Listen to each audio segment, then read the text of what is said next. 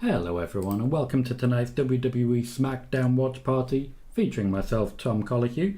Tonight is the go home show before we essentially go into Night of Champions. I will not be watching Night of Champions, but there's plenty of go home show left to watch regardless. SmackDown tonight built largely around, for example, more Bloodline, more Roman Reigns, and quite a fair bit of AJ Styles on this one because it's the last opportunity that the WWE have to build to the debut of the World Heavyweight Championship. So, should be a fun one.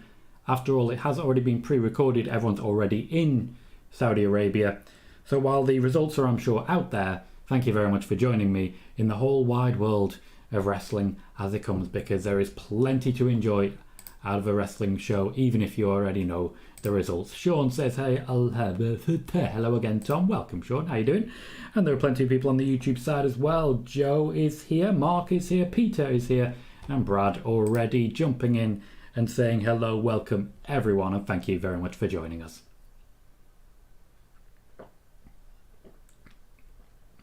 Karrion Kross has a job to do tonight, and I mean that literally as well as figuratively. He's there to get AJ Styles more over, which is not something he can really do, but it does mean that there will be further push and further action to try and move towards the credibility of AJ Styles, which they do need to do. They do need to establish him a little bit stronger because he hasn't felt like a big deal for a long time. And this is AJ Styles, so he really should. Bailey's here as well, saying hello, Tom. Hello, Bailey. Bismo says, accidentally saw spoilers for tonight's show, but tuning in. Fair enough. I think I've seen some, but I'm okay with it. The Brawling Brutes on their way down to the ring. There are, of course, rumours of an impending split-up. There's been quite a lot of push towards this. A lot of people really excited for more Butch.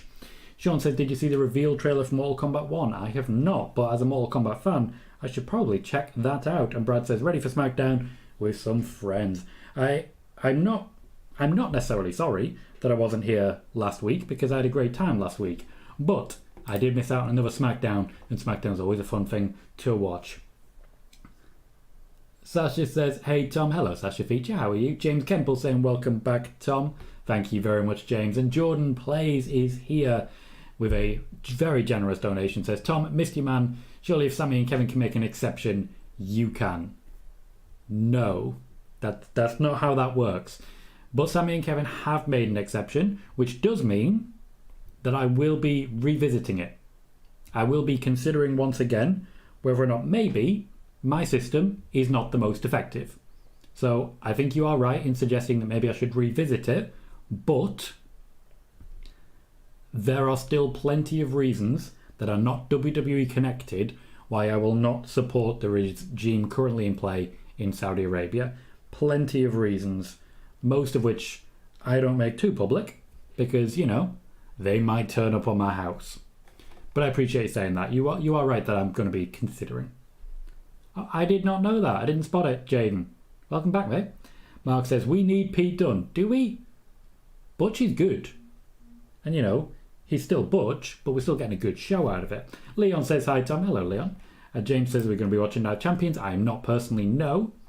And Peter says, you have your beliefs that you stand for. Why should you change them? I think it's important that regardless of what our beliefs are, we consider all new information and whether that impacts what we want to do. So I think with Sami Zayn and Kevin Owens going there, maybe it is worth a rethink. But, appreciate that, Sean. I'll get on that after the show. But at this point in time, I'm still on the default. I don't want to support that personally. They are making this a real big deal. Sheamus versus Austin Theory for the United States Championship. This, of course, was kicked off the Saudi Arabia show, and in many ways it acts as a pre-show match.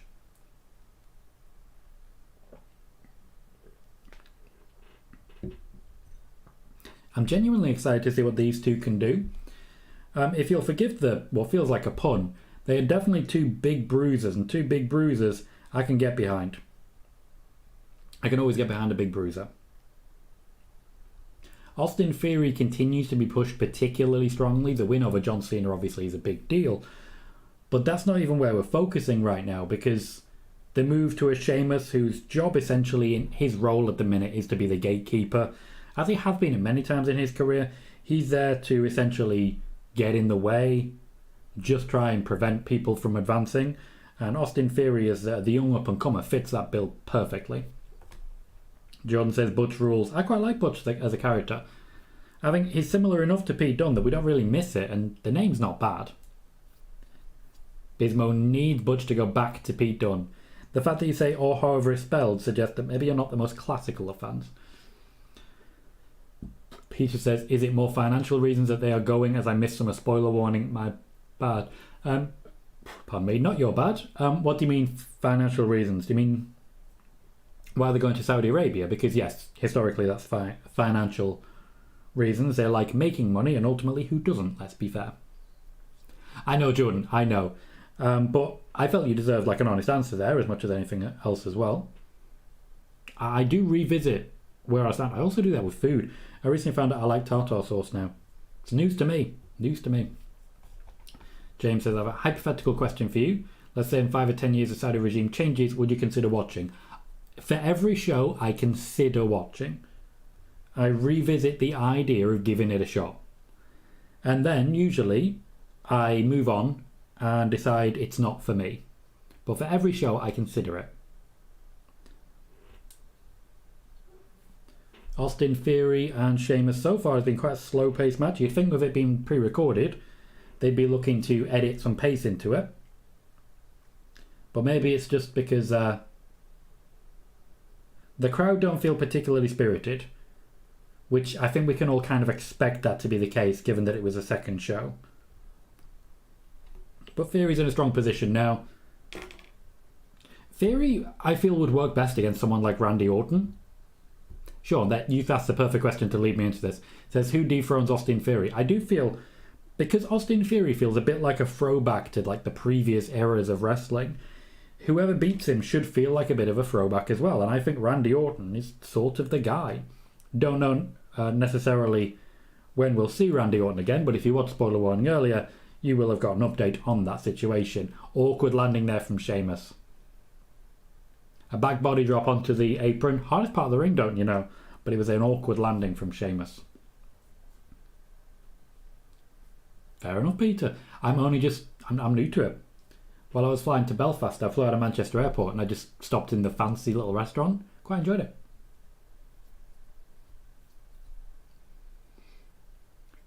Fair enough, Jordan. I appreciate that. I know your name's not Jordan, but that's the name, so I'm sticking with it. Fair enough. I appreciate that. By all means, have a great night. Thank you very much for dropping in, and thank you very much for being so generous about it. Hello, Gordy. How you doing, mate? Says, what's up, and welcome back, Tom. Thank you very kindly. Had a great time, but also very glad to be back and firing once again. Bailey's saying LA Knight. Also a good shout for Austin Theory, though heel versus heel does kind of work against them.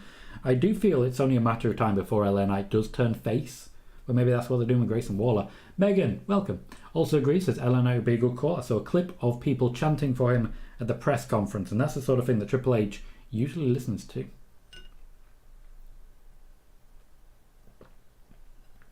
Did they, Sean? Interesting. I do feel, and this is something with the Xbox as well, that every now and then we just all randomly go back to the one when, you know, we already know who, what, and so on and so forth. I keep waiting for PlayStation 1 to become a thing again, even though they released the PlayStation, then rebranded it as a PS1 when they went PS2. So I keep expecting it to just be the PlayStation all over again, which is just going to be awkward for everyone involved, but, you know, there's only so much you can do. Thank you, Joe. Appreciate that. James says, Tom, do you think Mercedes was supposed to win the title match? I reported some news on that exact topic earlier today during Spoiler Warning. Spoiler Warning, Jaden? I don't think I know. Hey, Justin, how you doing, mate? How you doing?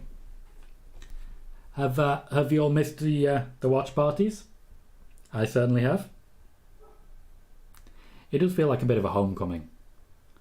I had 2 weeks off and it did feel like a long time. In many ways I didn't even have a full 2 weeks off, but it did feel like a long time. And there were definitely moments on the way back where I thought to myself, I feel like I'm out of practice.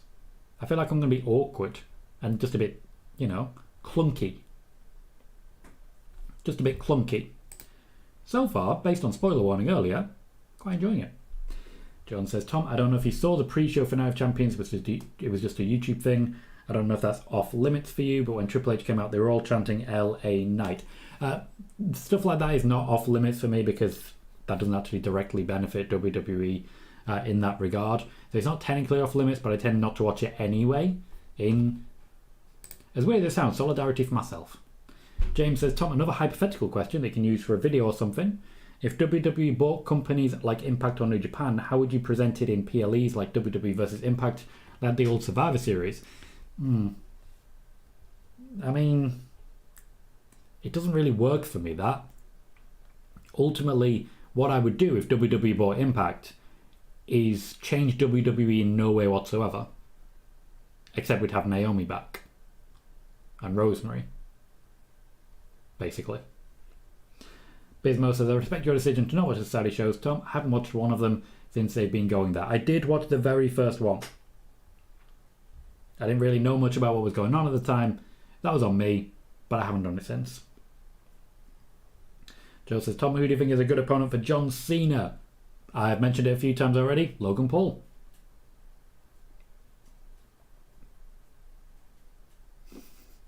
Peter says, my sentence made no sense. Yeah, I was confused. I meant I went to another channel for a watch-along but wasn't the same. And I respect that. There are plenty of very good watch-alongs out there. I know that, for example, Spoiler Warning is going to have more viewers because there isn't competition. Like, even if people start their own competing news shows, I have exclusive news. So I will always have a bit of an extra pull for Spoiler Warning. These shows will be a little quieter. That's okay. The amount of questions we get at Spoiler Warning, it's difficult sometimes to watch it if you're just trying to get the news. I do believe the crowd audio is being sweetened here. Hearing noise and not really seeing much excitement. Yes, Brad, I went to the Eiffel Tower. I went to the very top. It was terrifying. Hey, Joey, how you doing? Joey says, forgot this was a tape show. Not a fan of tape shows, to be honest. I don't think they're very different from live shows under Triple H. I don't really see much difference. James says, if Edge and Randy would be retiring soon, you could do a triple threat match, Edge versus Randy versus Cena. And that match would benefit literally no one because all three of them wouldn't be there the next day. Nobody gets put over. There's no point. Bismo says, I catch Wrestling Days, watch along sometimes. He's good. He is very good. I have recommended him a few times in this chat before. If for example, for a Raw watch party, which I don't personally do, having Wrestling Days is perfect.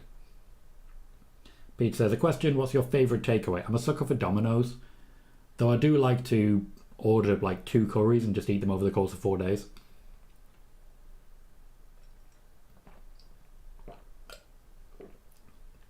Joey says, are Pete Dunne and Rich Holland wearing football jerseys? They are not. They are wearing football shirts. We don't call them jerseys. Mark says, do my first watch along tomorrow on Sunday. Do you have any tips as I'm very nervous? Yeah, so essentially, you need to make sure there's no dead air. Dead air, people are leaving. You want to SEO the hell out of your title, and then don't look at anything. Don't look at your numbers, don't look at your stats. Like, I've got mine here, but I'm reading the chat. So, like, text there, chat there, and I just look over there for the show. If it's quiet, that's fine. Focus on the show. And just basically provide alternative commentary. Don't overdo it. You don't need to say what's happening. But share your opinion. Share your thoughts. And there's easy ways to get the chat rate up. Easy ways to get the chat rate up are the people who are there. Talk to people. Engage with people. It's actually a real simple process once you get a bit of practice. And just remember, you're trying to watch wrestling with friends. Joey says, which teams are they? They are not a team, they are custom. They are custom shirts that they've made to look like football shirts. Peter says, I don't think I can save food. Not in my nature. If I order a takeaway, then I eat it. I'm a relatively small guy. Relatively small. Peter says, crowd noise is piped for sure. Yep. Yes, it is. And Joey says, how do you go 3 hours on the pay-per-views without eating anything? I would be starving. I eat before the show, and I just get on with it. There are times when I've been needing the bathroom for like an hour and a half on a pay-per-view watch party, but that's the job. That's the job. And I can always throw in my pause screen and work it out from there, but sometimes you just got to do what you got to do. We have 15 minutes in, and so far there's been just a really solid wrestling match. Sheamus, as we know, can go. Austin Theory, I feel, is slowing him down a little bit, but by and large it's hard hitting. There's a lot of strength on display. I'm enjoying it. Joe says, I'm going to London for a Mercedes Formula 1 experience. By Mercedes, do you mean money? Sheamus with that knee that always confuses me, falls at the ropes. Sheamus tucked him in. I like that. It seemed pretty obvious that he was going to reach out for the ropes, but Sheamus actually tucked him in really nicely and stopped him from doing so. Nicely done. He was not attempting the bro kick. That's the knee. He could still do a bro kick there. So Peter, people have told me that before. I'm never going to do it.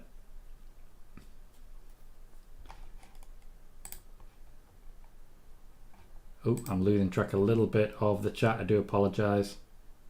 Hey Moxie, how you doing, mate? Sean says, I don't think Mercedes should have beaten Karrion in her first match in New Japan. Not a fan of the wrestler showing up to a new company and immediately winning the title. Think the challenger should be built up.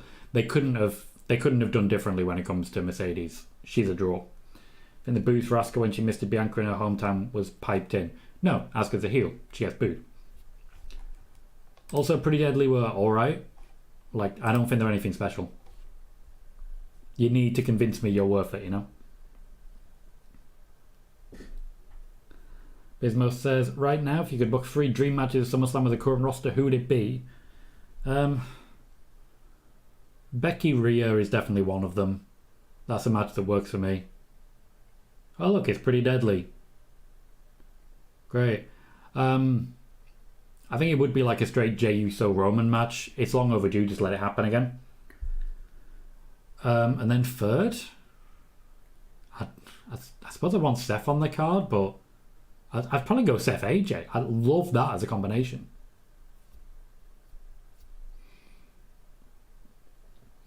Austin Theory picks up the win because of Pretty Deadly and also shows us all a healthy showing of Sheamus' butt crack.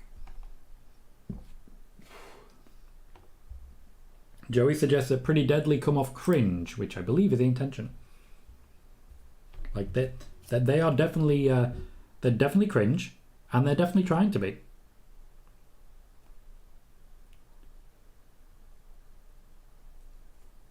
Stuart says, do you think he started doing the knee more to differentiate himself from Drew's Claymore, as they were very similar finishes? Not so much, because he still does the bro kick. If he'd written off the bro kick and just changed to the knee, then I could see what you're saying. But that's not personally what I see.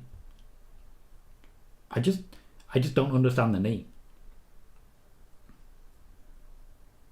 So ultimately, I do feel that was overbooked. We got a decent 20-minute match, and we are establishing Pretty Deadly. It looks like Austin Theory will find his own way going forwards. But the Brawling Brews continue to be used to work other people, to put over other people, and I don't feel like they're ever going to really get their flowers. Bailey says, what are your hopes for Kane and Katana on the main roster? They could get forgotten quickly if not booked correctly. This is a difficult one because the women's division is not booked well. It's just not booked well. So with that in mind, the women's tag division is even worse. But now that Liv Morgan and Raquel Rodriguez are out of the picture because of Liv's injury, that does create an opportunity. I think under Triple H, as usually happens under Triple H, when you come in on your back. You lose. You don't come in a house of fire. That happens very rarely under Triple H. So personally, for me, Kaden and Katana will probably come in at the bottom end of the women's tag division.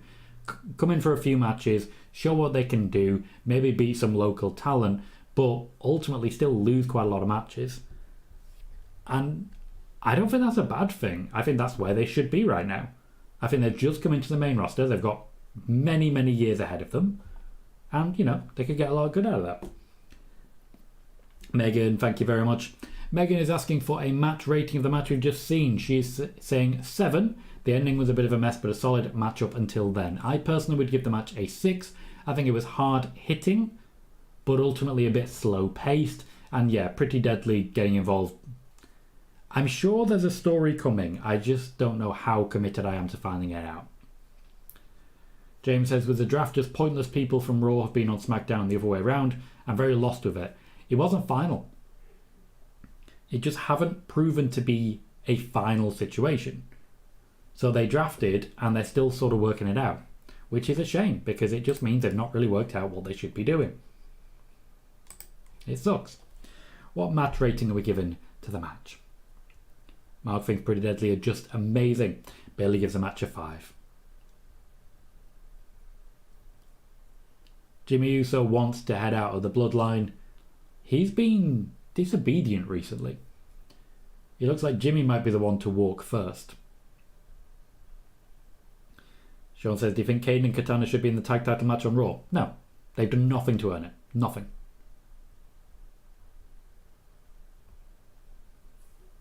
Roman and Jimmy having a moment. I'm going to say, Roro. I would expect a lot more energy from the crowd for this segment. I don't think the crowd saw this.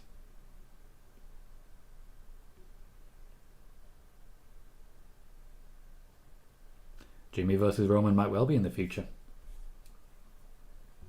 I like that they've framed Solo in the background as well, watching all this happening. He's particularly watching Jimmy rather than Roman, which I think is telling.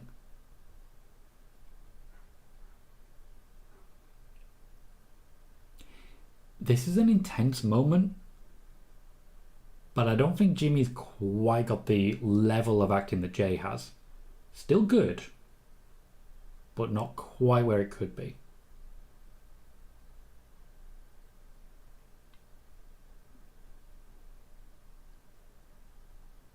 Jay, once again playing peacekeeper, protecting his brother. Let's not forget, the only reason that Jay is still in the Bloodline is to protect his brother. Joe says, Tom, I don't like Vice. I don't know what you mean by that. Peach says 5 till Pretty Deadly interference and 4. So 4. Leon gives it a 6. Mark gives it a 7. Joe gives it a 6. Bailey says Solo is the future star of this storyline. Yes. Since he came in at Clash of Champions, it's kind of all been about him. Everything's been building towards him. Sean says, do you think we could get Jimmy and Jay versus Solo and Roman at SummerSlam? I think we could. I don't think we will. I think ultimately they're kind of a waste of your dual champion. Hey, a lot of people have just decided that that's what's going to happen, so who am I to argue? Raquel Rodriguez is coming down. Shotzi is driving a tank behind her. Tag match incoming. Joey's saying here comes a walking toothpaste ad. Don't really know what to make of that, to be honest, mate. Can't tell if you're being derogatory or not. Moxie says it's always J-Man. J-Man, J-walking. It's always something involving J. Bailey and Io will be taking on Raquel Rodriguez and Shotzi next up. So we do have at least a women's match this time. It's not always guaranteed. I do like... Raquel's really committed to this whole look at my back thing. And it's not working for me. I don't think it works for many people. Yeah, I got you, Joey. I got you.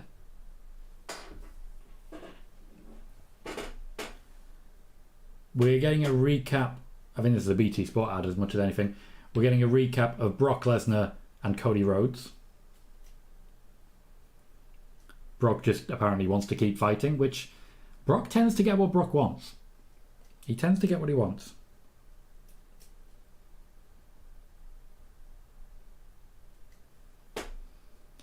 I'm not convinced as to the main event credentials of Cody versus Brock. Like, I enjoy it. It was alright at Backlash. The match quality was okay. But the main event for Night of Champions surely has to be Seth versus AJ. It has to be. If it's not, then you're really demeaning a championship that's already in trouble. Moxie says, Tom, what do you think the end game will be? Jay versus Roman, or Solo versus Roman, or even Jimmy versus Roman? Jay versus Roman is still the one for me. That's where all of this is going. I don't see him becoming a tribal chief. I see the end of the tribal chief. Roman is the tribal chief, but I do see Jay overcoming Roman. That said, it does feel like there is a pivot in play towards Solo Sikoa.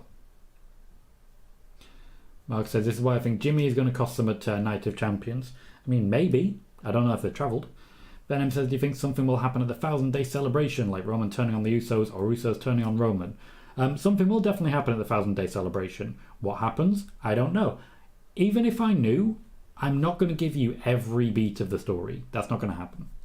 James says the Brock match is going to be odd if Brock loses, since Cody has a broken arm. Yeah, but Cody's always got broken something.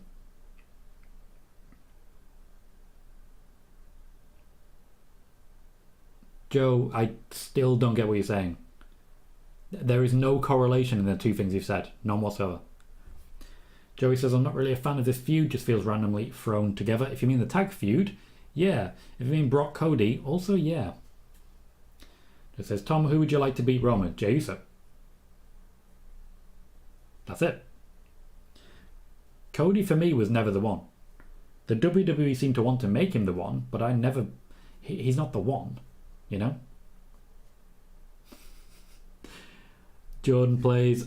Thank you very much for that donation. Says, Tom, I know you don't like repeating yourself, but I'm trying to find where you talked about Randy Orton in spoiler warning. Can you please just tell me? Yes, I can. Randy Orton has been seen at WWE Performance Center. From what I can tell, he's working with some of the younger talent, both inside and outside of WWE areas, to essentially offer them coaching, guidance, and advice. There is a possibility that he's going to take a bit more of a proactive role in match planning, a road agent, and the like. But at the moment, he's just offering some advice and some coaching. He is not cleared as of yet to wrestle, but he has been seen on WWE premises once again. Thank you very much for being so generous again, Jordan. Gomar, how you doing, mate? Says hello. Also, welcome back, Tom. Cheers, mate. Glad to be back. Joey says, I mean, the Brock-Cody feud, we never got an explanation on why Brock attacked Cody, and you might never get one. James says, don't you feel like they're building Solo to be the next Roman? No, they're building Solo to be the next Solo. He's not Roman. There are fundamental differences in character that they are not going to overcome. They're just going to accept. Hello, Callie. Again, Venom, I've literally just said it 3 times.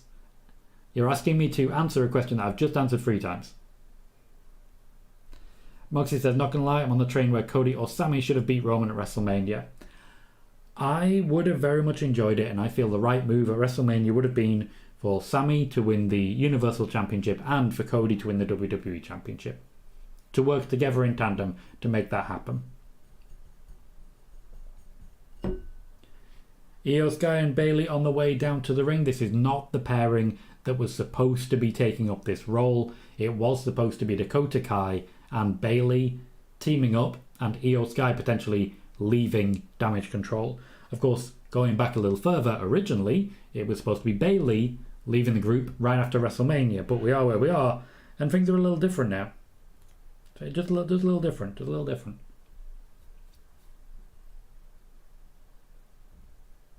Yeah, Joey, the Brock Cody one was Vince.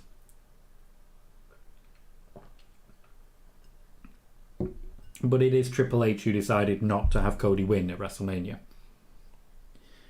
They're advertising the Tag Team Championship match on Raw.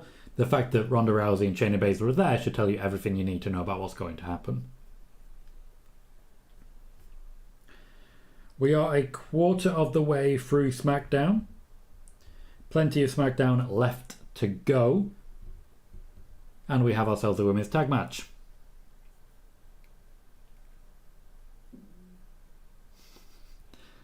Jaden, the Sasha news, once again, I've mentioned it before. It's a little more in depth. I'm afraid I'm not going to recap it. It's in the first 8 minutes. I don't want to remove the need to watch spoiler warning, but obviously Jordan's been very generous there. John says Dakota is always hurt. I would not say always hurt, but she's not exactly got the best history. Eric says, how about, I know it's highly unlikely, but what about Otis beating Roman? Well, he is a very attractive man, and ultimately that would make him a very attractive champion. Gomar says, I like how Solo takes great inspiration from Umaga. It's very interesting to me, and Roman has encouraged that.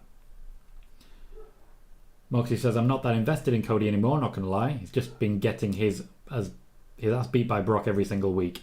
Yeah, they're doing the white meat babyface thing, and it's becoming a problem. It's a real simple concept.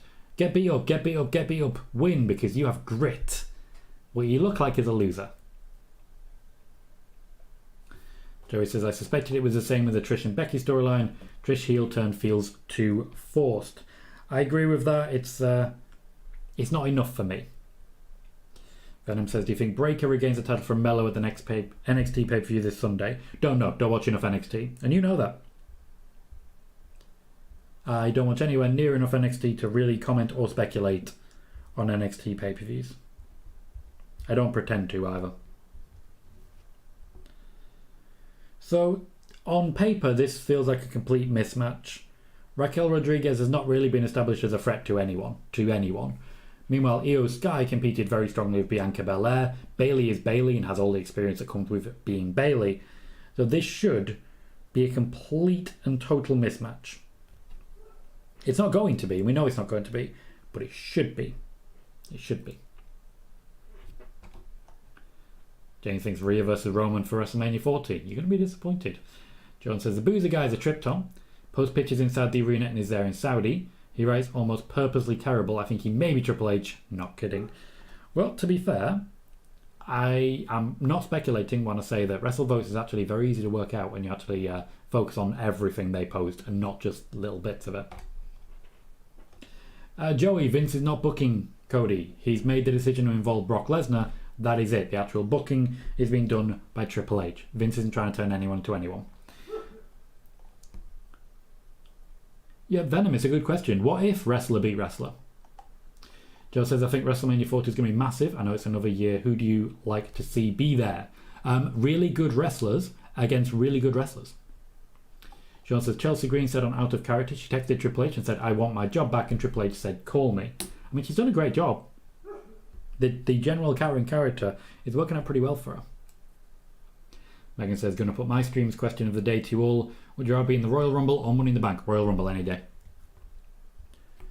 Money in the Bank, you're going to get seriously hurt one way or the other. It's one of those where if you want to be fondly remembered, you're going to have to throw your body around. The Royal Rumble, you want to be remembered, there's about 50 different ways to do it. Horsey, how you doing, mate? This hi, mate. Welcome back. Hope you had a great rest and relaxation. Great to have you back. I did indeed have a fantastic time, a fantastic break, and just feel a lot more rested and energetic now. So thank you and welcome back. Moxie says it's not even realistic because Cody beating Seth with one arm is one thing. No way it could beat Brock with one arm. If he does, it would be realistic. Yeah, mate, Rey Mysterio wins wrestling matches against bigger opponents. Wrestling isn't realistic. That's okay. A 7th month, Horsey up to 7 months of his membership on the channel. Thank you very much for continuing to support, sir. Eric says, if the Bloodline has taken inspiration from their family, the Usos... Nope. There is no would-be. They are their own people. I've said that how many times now, just in this one stream. They are not trying to be anyone other than themselves. Horsey says, I'm away tomorrow for a week, so I'll be back next week fully. Hey, no worries, man. You do your thing. You know how I generally work. I'm very happy to see you, and if you're not here, by all means, be having a great time. Joey says, I'm very curious who's behind this Boozer Wrestling account. Why? Does it actually matter? James says, how would you book Index? I wouldn't. Honestly, I think that story's been told. Tell a different story. A new story. Megan says, Rumble was a popular choice. I'll say that. I expect as much. Joey says, they have their Twitter account privated so you can only see their posts if they accept you follow. Who's that? Who are you referring to? Oh, the Boozer Wrestling thing. Well, yeah, so essentially they control their own narrative. Sean says, how was the French food? Is that alright? Joey's going to predict that Cena will retire in next year's WrestleMania. He won't. Venom says, who do you think takes the IC title from Volta? Don't know yet. I don't think the moment's come. I don't think the moment's come. I don't think they've decided because it's not anytime close.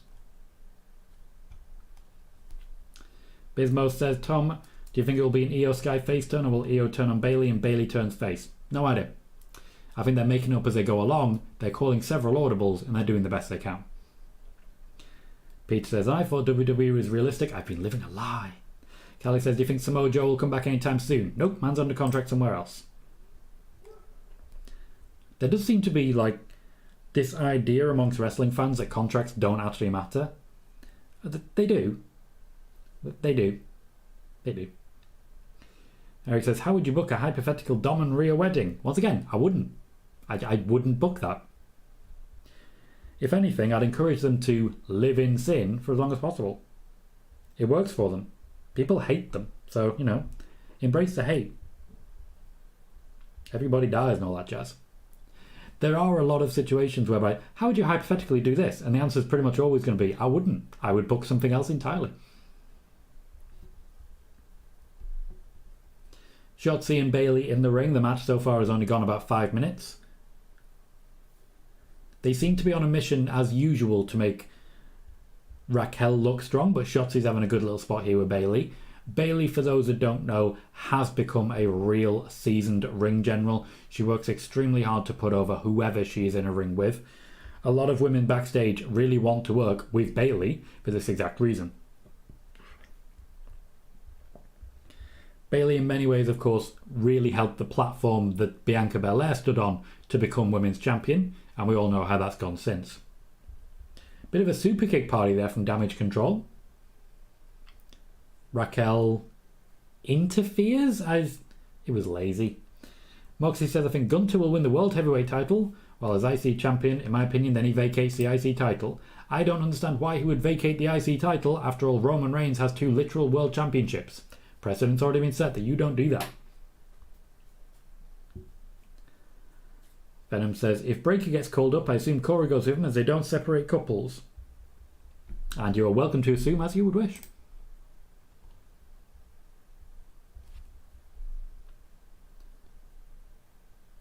Shotzi Black. It's just Shotzi nowadays, isn't it? See, that's an interference. Bayley knows how to save a match.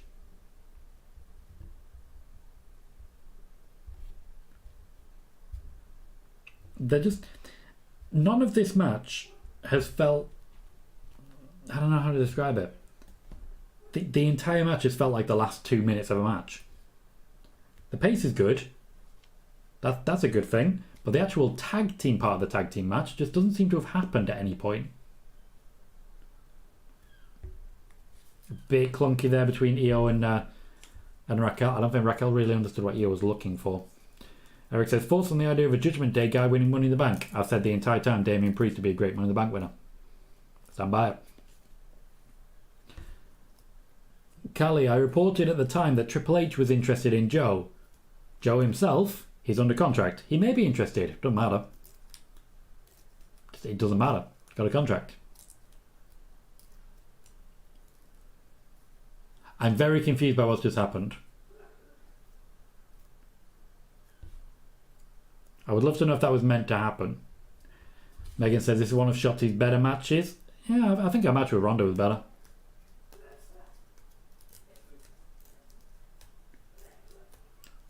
Io and Bayley seem to be disagreeing on something here. It's Bayley who took the pin. I'm going to watch the replay of this one.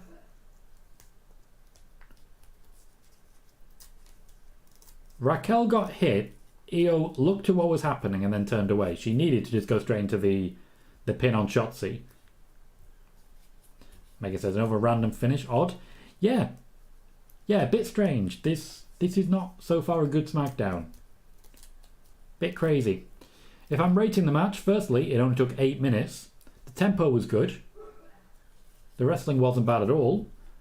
But that finish was just really awkward. I'm giving it a 6 once again. Mostly for the high tempo being a positive.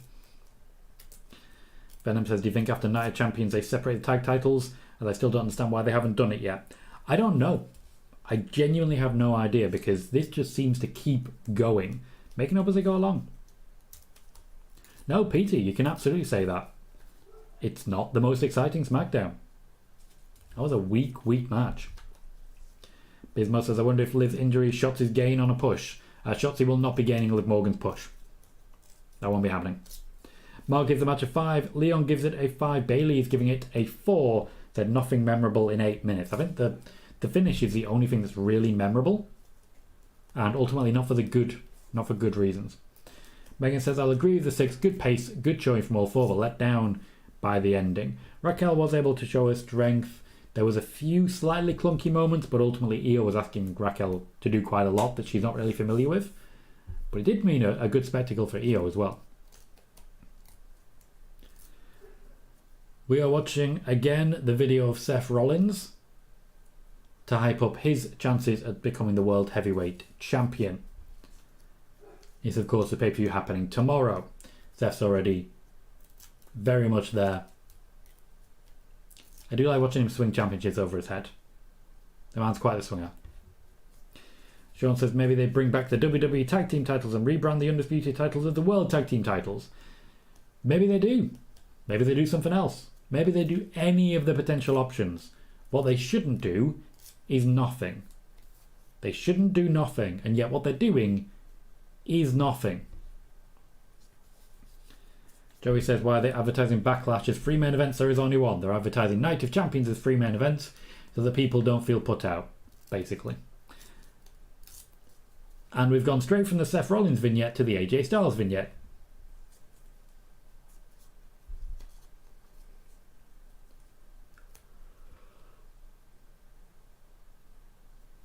AJ's debut was one of the main reasons I got back into wrestling. I got the role in PW Torch around the same time and haven't looked back since. Eric says, I never realised how much of a ring general Dakota was. Hurting herself so Liv didn't get hurt worse. I have no idea what you mean by that.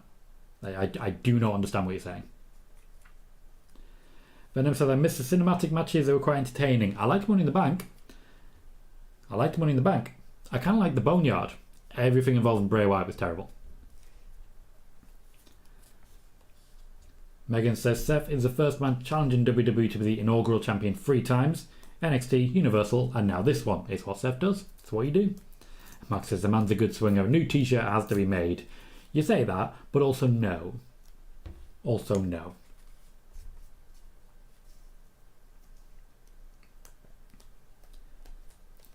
Funny hearing AJ say he wants a championship more than he wants the air that he breathes, and yet he's openly called it a secondary championship. Go after Roman, AJ. Go after Roman.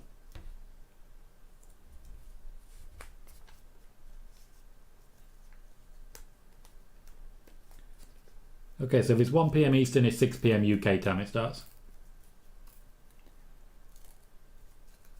They keep saying triple main event. Didn't Backlash have a double main event? It's not good. Not good at all. When's the last time we saw Hit Row? I genuinely forgot Hit Row were there. Bismo says, I think with the women's championships being on the wrong brands, there shouldn't be any televised handing over the titles. Just do it backstage, which is what I said earlier during spoiler warning. Venom says, I hope they finally give me AJ Styles versus Roman. You personally? I think there's a few other people who would want to watch. You'll have to pay through the teeth to actually get a personalised match. James says, does anyone know when Night of Champions actually starts in Australia? Nope. Couldn't tell you. But if you work out the time difference from the UK, you could probably work it out. Yeah, Sean, we did know that. We remember Finn. The point made was challenge to be the inaugural champion, not become.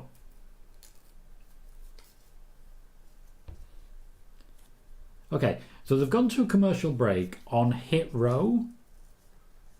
That's not a hook. That's not a hook at all. If anything, I kind of feel like that's going to work against them. I'm going to need to go back and work out afterwards whether we saw a proper dip in the viewership at this point. Peter is gutted he'll miss the pay-per-view. Also, well, not. I mean, if you want to be gutted, you go right ahead. I'm going to go ahead and choose not to do that. After all, what is the goddamn point? Like, I'm honestly quite annoyed to be missing this one. It's Seth and AJ. They do great wrestling, and I really enjoy that. That was my dream match for the longest time. But also, I can't do it. I cannot support it under any circumstance. It's just not right for me. Peter says, where have Hit Row been? Good question. Couldn't tell you. Bailey says, Hit Row status in the WWE has to be in question at this point. They're not being used. There's only, like... I know we keep saying there's 2 sets of tag team championships, but in reality, if they're combined, there's only 1 set of tag team championships. There's just extra belts for some reason. So you've got the tag teams and you're not using them. Megan says, this is Ashanti's first singles match in nearly 2 years. His last one was on 205 Live in April 2021. So when you say nearly 2 years, you mean over 2 years, right? That's a long time. Hassan says hi there. Hello Hassan, how you doing? I worry that there's definitely going to be some ring rust on some of the individuals who just aren't used to wrestling anymore. They are just sort of there to make up numbers at times.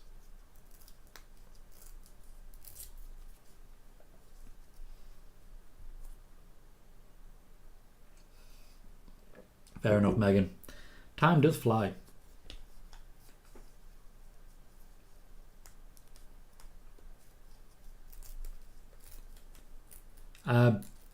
Bailey, there's been no request for a cost-benefit analysis to my knowledge. Also, I believe I've mentioned before, Nick Khan is no longer really focused on the chief financial officer role. He is the chairman. Most of the numbers will come from above him. I think we all know who I'm referring to when I say above him, because there is one man directly above him in the hierarchy of the WWE. It's not really about Nick Khan anymore.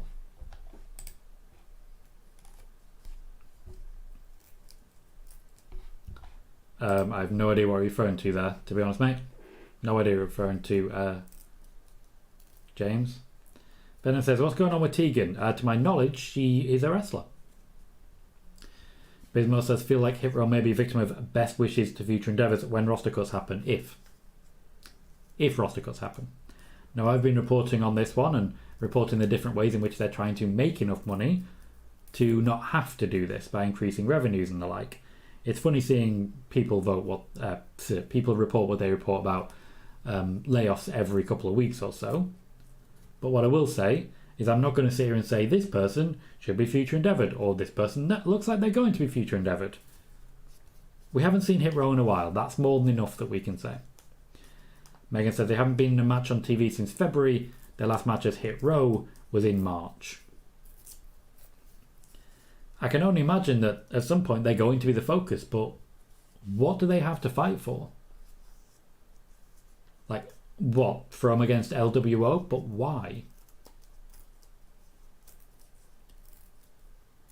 We have a Grayson Waller vignette. This show definitely feels pre-recorded. It doesn't feel like a go-home show. It feels like NXT. It feels like I'm watching NXT right now. The amount of vignettes that we're seeing, it feels like NXT.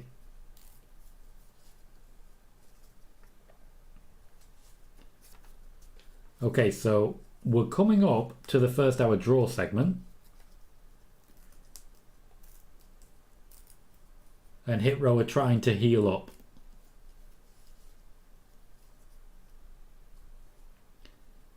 Cameron Grimes. Very minor cheer. Ooh. Megan said I got a couple of new followers today, so I'm up to 98 now, which is nice. Lovely. Only 2 away from the big 100. A very good start. Joey, Vince is Endeavour. Vince is Endeavour. He'll be the one in charge of the financial decision making.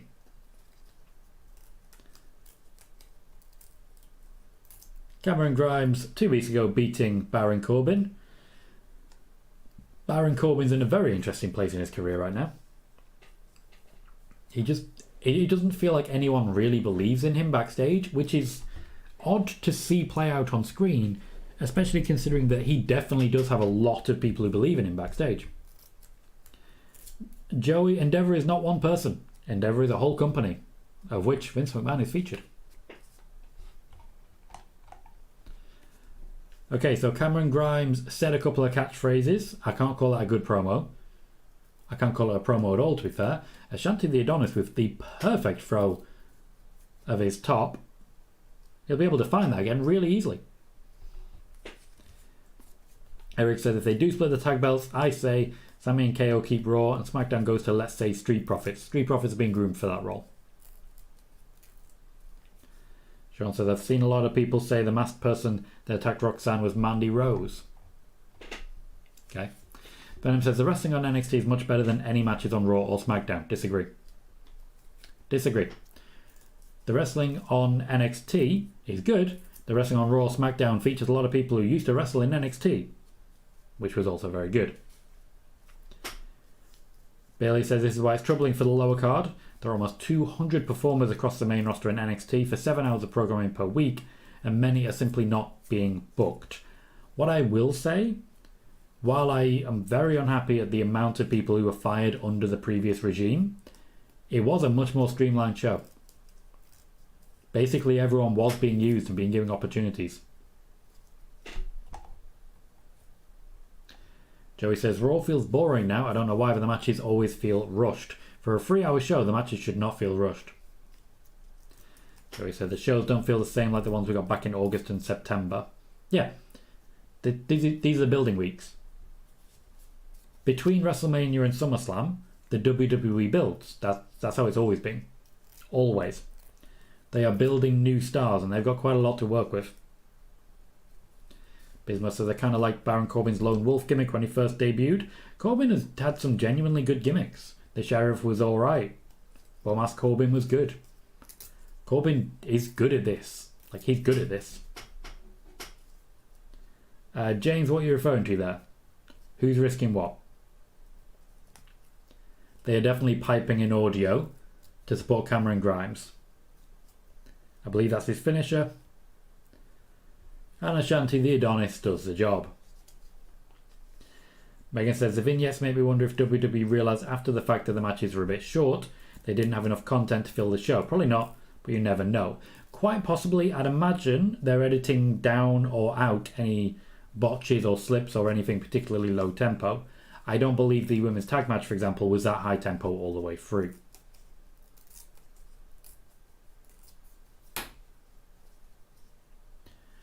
The vignettes also, as I say, they feel very NXT. They're introducing a lot of new people at the minute.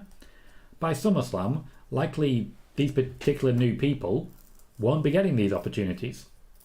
They won't be getting these opportunities, but they're doing what they can. Cameron Grimes has picked up the win in a very brief, very forgettable match, and Baron Corbin has attacked him pretty much immediately afterwards. I'm going to give the match a 5. Middle of the road. Nothing memorable, but at the same time, in the same vein, nothing bad. Sean says, I believe Austin Theory said on Corey Graves' podcast that he hated the selfie gimmick, and yet people remember it. Venom says, the only good match with Raw is the main event, the rest are mostly just boring. Well, it depends if you're a wrestling fan or a sports entertainment fan, really. Joey says, do you think Aleister Black has misused Big Time on the main roster? Not initially, no. Not initially. I also didn't mind the fact that he was basically what the LWO is now. He was Rey Mysterio's backup. I just don't think the transition between NXT and WWE suited him in any way. And so they kept making changes and tweaks to the character to try and get him over with the crowd. They couldn't always have him coming up on the board, as it were. So they just didn't know what to do with him. Bailey gives it a 4. Mark gives it a 6. Venom says, would like to see Jordan Devlin and Johnny Gargano featured more on Raw. Well, at the same time, they can't over-feature newer names. They can't over-feature them, because otherwise people who don't really know who they are will leave and switch off. You have to have the right mix of bigger names and smaller names. For example, Baron Corbin popping up there. Megan says, I'll say 4.5. Not bad, not great, pretty forgettable, but it had a better finish than the other matches tonight. At least it was clean. Moxie is hoping that Asuka beats Bianca tomorrow. That is my pick. Speaking of Bianca, she's on her way down to the ring. wearing the Raw Women's Championship, which makes absolutely no sense. So our draw segment will be further hype for tomorrow's Bianca Belair versus Asuka match. For me, this is definitely the right time to take the championship away. For Asuka to pick up the win, to be a heel champion, essentially going all the way to WrestleMania for me. Maybe the Royal Rumble, losing the championship there. But when it comes to potential competitors, Asuka versus Ronda's right there. Right there. Also potentially face Io Sky. They've been teasing us with Io Sky versus Asuka for a very long time. Now imagine that in the breakup of Damage Control, Io Sky goes face and Asuka is a champion.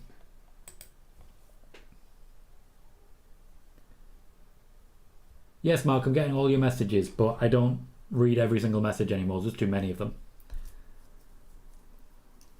Joey says, why did Vince drop the ball on him? He could have been a big star. I don't feel he did. I feel Aleister Black, unfortunately, suffered from the fact that the NXT WWE main roster divide was too great. And the character that he was playing in NXT did not translate well. So they tried to recreate him a number of times, and by and large, at least initially, it worked. In his first year, he lost only 2 matches, that being to Seth Rollins and to AJ Styles, but the AJ Styles one was a cheat and a half. He was being treated like a big deal. James, I've already given my predictions in the last 10 minutes of spoiler warning today. By all means, pop back and check them out. Venom says, Johnny's been back for a while, they barely use him. Well, he's mostly been injured, let's be fair. Yep, Mark, I know Ronda is on Raw, but we've already discussed here that that's not really a problem anymore. Eric says, do you think we could get a couple of female call-ups soon to replace the injured Liv, Dakota and Indy? No. I think there are plenty of women who can fill that slot, who don't need calling up because they're already there. For example, Shotzi. Opportunity for Shotzi. Wasn't in the first year there, Sean. Wasn't in the first year.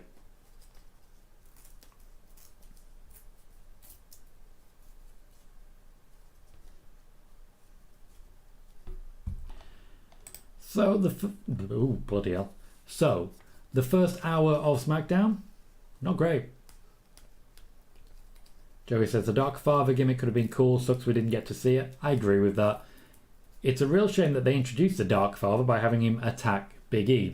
They weren't doing much of it. Bismo says, I really think Hit Row needs a new mouthpiece for them to get over or heat better. When they lost Swerve, they just lost that power. Swerve wasn't being treated as a leader at the time. When they went to the main roster, Swerve was immediately treated as less important. How did he become a channel member? Underneath the stream, there should be, where there used to be a subscribe button, a join button. Click the join button and just walk through the process there, and you'll be a channel member. No, Eric. What? Why? What? What on earth makes you think that? What's your source for that? Tell me your source. And answer honestly. Like, I genuinely am baffled by what you just said.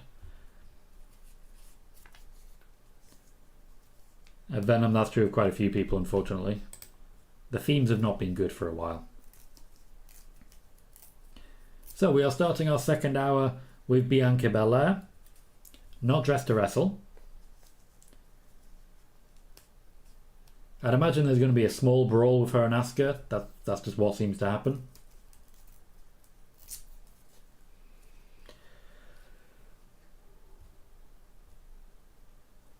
Of course, even if Asuka does win the Raw Women's Championship, the Raw Women's Championship is still on the wrong brand.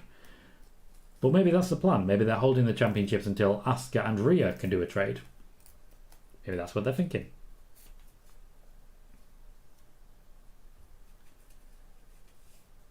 A mixed response from the crowd. They're trying to make out that it's all good. It's not.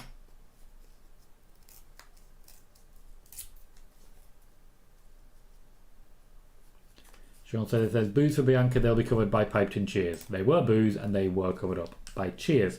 Not necessarily piped in though. If it doesn't say join, I don't really know what to tell you. Right underneath, I can see it myself. There is a join button. I can see it myself. I'm not sure why it isn't for you.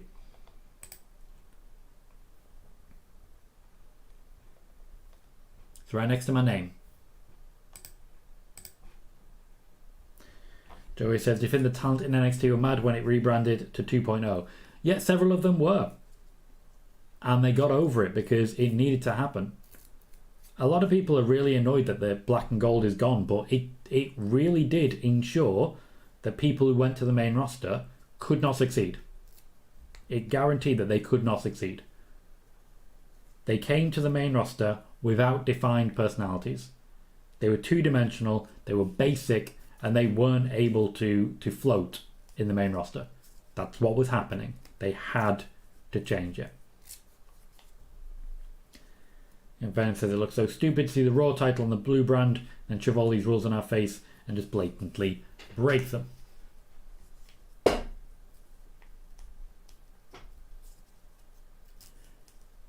Okay, so to be clear, they're suggesting that Bianca Belair got misted a week ago and it still is on her hands.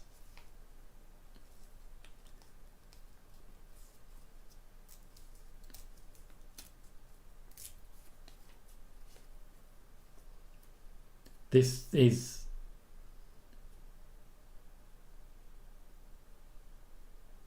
not the strongest promo, but it's doing the job.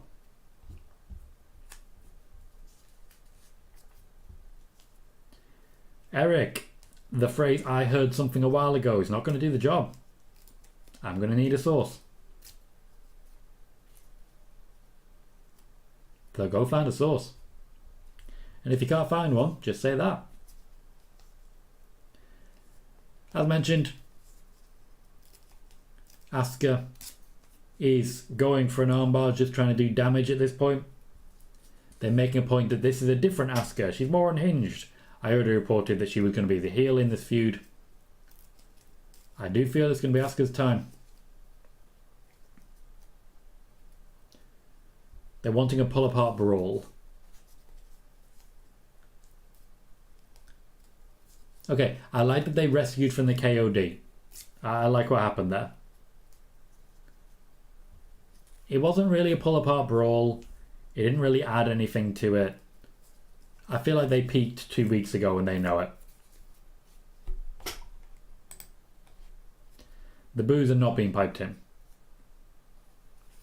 Bailey says the crowd looks uninterested. We've seen it all. Like they peaked a while back.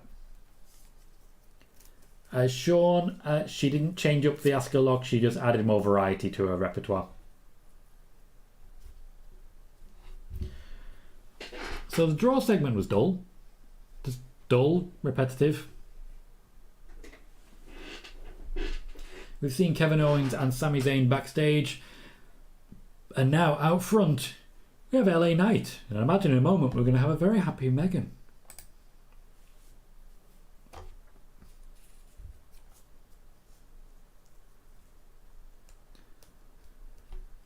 Right, someone says I've got tonight's show spoilers on my page, so obviously I now have to mute them.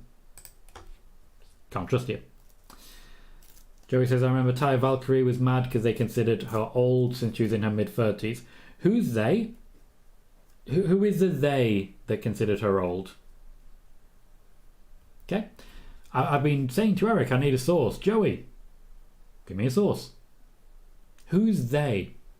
And what evidence is there? Venom says, do you think Bianca will use the whip? Probably.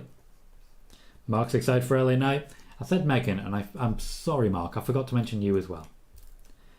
Eric can't remember the source. Okay, then. So, if you can't remember the source for something, and you're just saying, oh, well, I've heard this somewhere, it's not worth sharing. Joey suggests it's a taped show, so fans are probably tired after they threw 2 shows. Okay, Joey, so what you're saying to me is that you spoke directly with WWE backstage officials when NXT rebranded.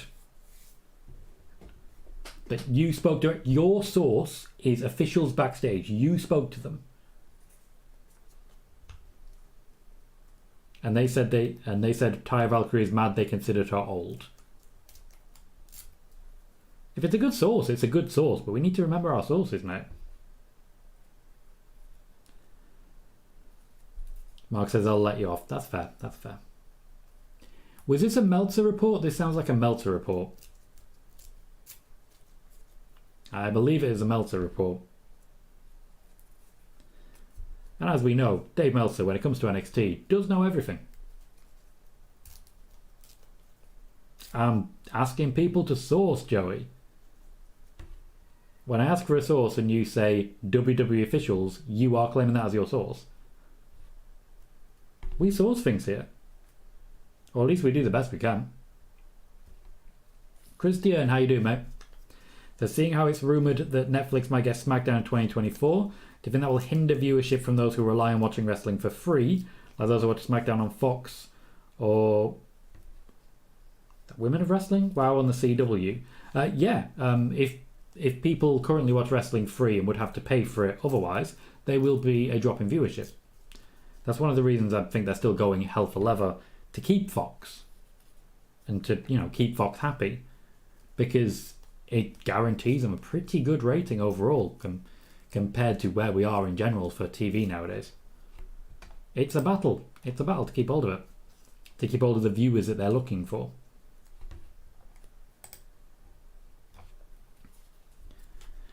Okay, so we're diving into this second hour. We have LA Knight up next. The Bloodline is still about. There is a KO show incoming, and we have Karrion Kross versus AJ Styles still to come. I don't believe there's going to be another women's match. There was rarely even one women's match, let's be fair at times. So we'll take what we can get on that one.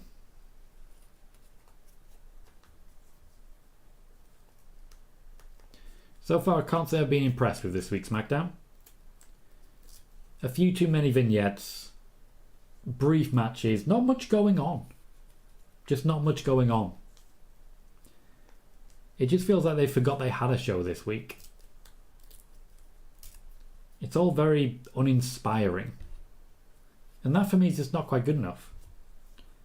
This is SmackDown. It's supposed to be the A show. It's got Roman Reigns on. And yet it just feels like there's a lack of stars. A lack of big names. A lack of interest at times. Bianca Belair at this point, probably the biggest name to appear out in front of the crowd so far. Noah would like to be a WWE wrestler. I get it. I get it.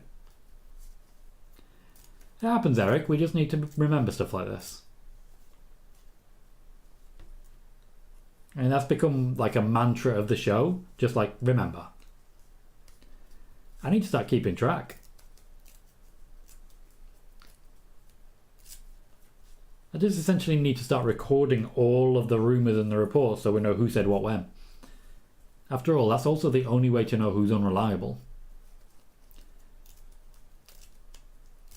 Bismo enjoying a cherry coke? Absolutely, so you should. I explained that that's essentially become a meme on my shows recently, but you know what? I have no issue with it.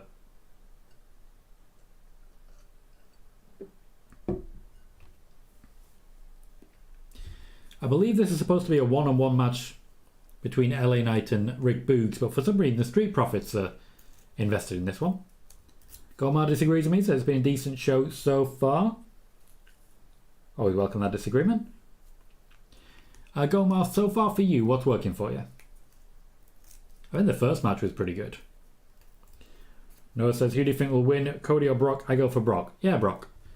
My full predictions are at the last 10 minutes of spoiler warning, if you want to pop over to spoiler warning and check them out. I do feel a little aggrieved that Rick Boogs and Shinsuke Nakamura didn't reunite. At the same time, I think Rick Boogs could get over on his own, and Shinsuke Nakamura is obviously doing his own thing. But I would still like to have seen it. Okay, so Boogs is very much still a power player, which is kind of what went against him last time. Thank you, Christian. Glad to be back. The brief trip was a week in Paris and then a couple of days in Belfast, and I had a very good time of it. Joey, NXT EU is not going to get cancelled with the Endeavour deal. There is no intention by Endeavour to do so. NXT EU is, after all, a reshuffle to save money compared to what NXT UK was, which was losing a lot of money, but did have a lot of wrestlers on very cheap contracts. Rick Boogs has speared a post.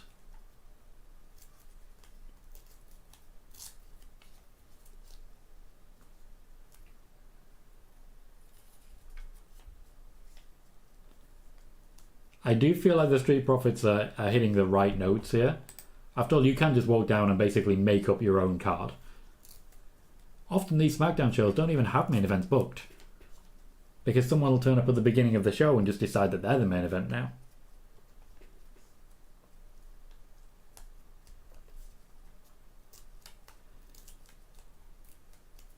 I do feel that the Street Profits are heavily distracting from what's going on in the ring.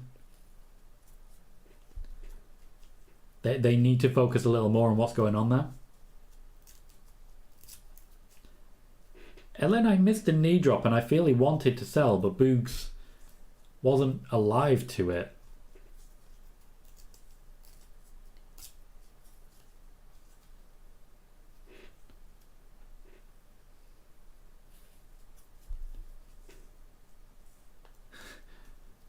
The Street Profits now are starting to get what they're going for and putting Boogs over. I do feel maybe we're still going to get a tag team here of Boogs and LA Knight. It's not a bad combination. Gomar says, I guess the performances are clutching my interest. I enjoyed the Austin Theory Sheamus match earlier. Me too, to be fair. It's a good shout, Gomar. Joey says, I remember seeing the NXT UK wrestlers were only being paid like 20k a year. That was like average salary for most people. Yeah, and that sucks, doesn't it? Considering they're putting their bodies on the line, but the argument was, oh, you've got the NHS, we don't need to give you insurance, etc., etc. We're making recordings in batch, so you don't need to pay that much for hotels, and it wasn't right. It wasn't right, and I suspect NXT EU will also be quite similar. Even Gunter wasn't earning a lot.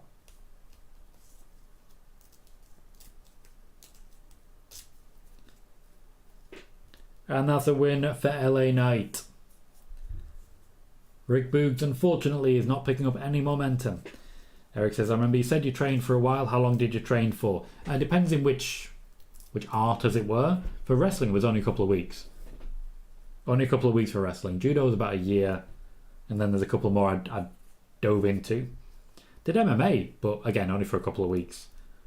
I'm a bit flighty. Bismo says, in all honesty, I never thought LA Knight would have got over so well. Thank goodness they dropped the Max Dupree gimmick with him. I enjoyed that gimmick, to be fair. I thought Triple M worked. LA Knight seemingly very unhappy with Street Profits.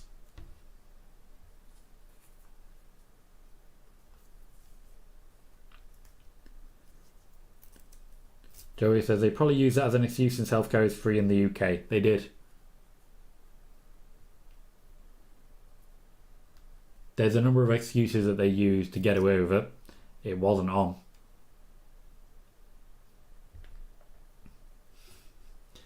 Wade Barrett just got a microphone in the face, and honestly, they're playing it off really nicely.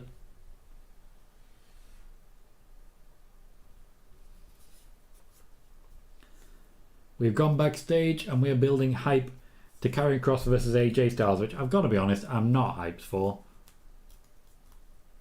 Karrion Kross, after all that's happened since he returned in the main event of a SmackDown, I'm not convinced. Brad says, Tommy would be a good pro wrestling manager. I do fancy myself a bit of a Paul Heyman role. I reckon I could rock that. I'm a good talker. Joey says it'd be fun to book an indie show. I agree with that. It depends on the talent available to you, of course, but I've never been the booker, but I do enjoy a lot of local wrestling. I'm going to watch local wrestling in week... Well, actually, no, next week now at this point. Oh, it's actually not even the main event. What is the main event then? The KO show. The KO show is the main event. Of course it is. What am I even thinking? Megan says, match score 5, eye candy score 10. I've got to say, the Street Profits actively hurt that match for me. The wrestling seemed like it was going to be okay, but I got to give it lower. I have to give it a 4. It was just a constant distraction of the Street Profits at ringside, taking me out of the match. AJ Styles is coming down to the ring with no backup in tow. To my knowledge, this is his first match back in quite a while.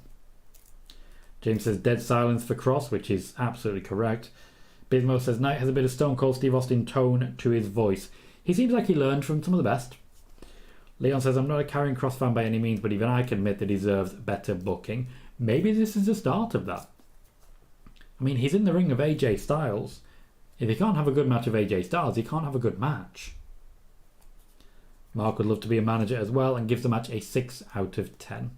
Joey says, how would you become a booker over there in the UK? Do you have to work for the company or apply? Well, you'd apply to work for the company. You'd have to build a reputation as a booker. And in order to get there, you'd need to start basically as low down the totem pole as it's possible to get. Which I'm not against. Joey says, Karrion Kross was much better in NXT. He just hasn't translated well on the main roster. They absolutely should not have put him immediately against Drew McIntyre. That did not work for him. That did serious damage. Mark says AJ has those triple threat matches in versus Bobby. You're right. You're right, because I missed it, didn't I? I missed it because I've been off. You're absolutely right. I stand corrected. Thank you, Mark. Noah says, I hope Seth will be the one to dethrone Roman. I get Cody should, but I go with Seth. And Joey says, since it's much bigger and people fall down the card faster. This is, of course, as regards the main roster. And you're absolutely right. Once people start falling down the card, it's hard to arrest that slide. The damage that Drew McIntyre essentially did and was booked to do, it's not his fault, he was booked to do it, is something that Karrion Kross still hasn't recovered from. He is still struggling to get away from what was done to him, both then in the feud and in the Royal Rumble. Yep, you're right, Sean. I stand corrected. I was going to make a Jerry the King Lawler joke, but then I remembered that it came from Jerry the King Lawler and I refused to go near it anymore.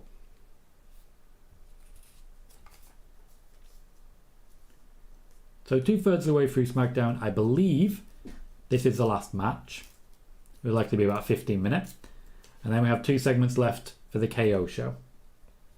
Of course, logically, if we're building towards Night of Champions as it's a go-home show involving Kevin Owens and Sami Zayn against Roman and Solo Sikoa, is a good way to finish up. I'll be interested to see how Roman and Solo Sikoa interact. Solo Sikoa has proven me wrong completely.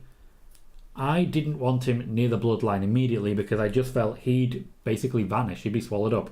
And for the first few months, he was. But actually that was a good thing because it allowed him to hone his act. And his act basically is fade into the background. But after a little while, he becomes compelling. So even though he does fade into the background, we start looking. Bismo says, I've got a mutual friend who is co-owner of Ohio Valley Wrestling with Al Snow. Been to a couple of shows and they're pretty decent ones. I have heard good things. Al Snow knows what he's doing. At some point I need to try and get an interview with him. I just need to work out how to contact him. Joey says, I agree. And setting him up as Roman's potential next opponent didn't help him either. That was teased and then they did not follow through in any way, shape or form. It's a good point, Joey. Noah says, why did the Brock and Bobby feud have to end at Elimination Chamber? Because of Bray Wyatt, which was a decision made by Vince McMahon. We have a vignette for Alba Fire and Isla Dawn. Fiery Dawn. James says, there's going to be a big brawl and the Usos are going to stuff up. Going to screw up.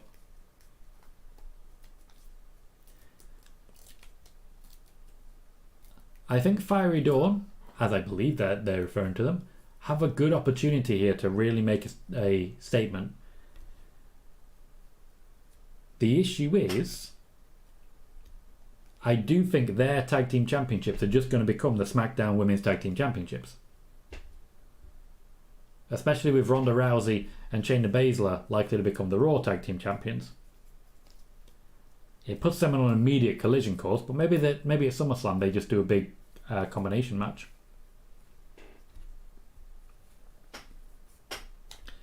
Noah thinks the Usos will betray Roman tomorrow night. I think it'll be fractured. I think Jimmy will be the one to make his play.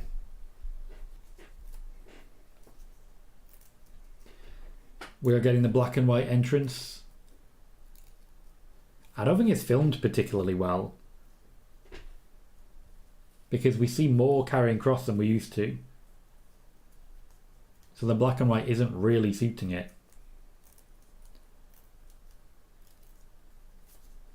There's not the same showcase of Scarlett, and then suddenly there's this massive beefy guy running around. The idea for NXT was that, oh, you're looking at the pretty girl. Oh, there's a big danger that you didn't see.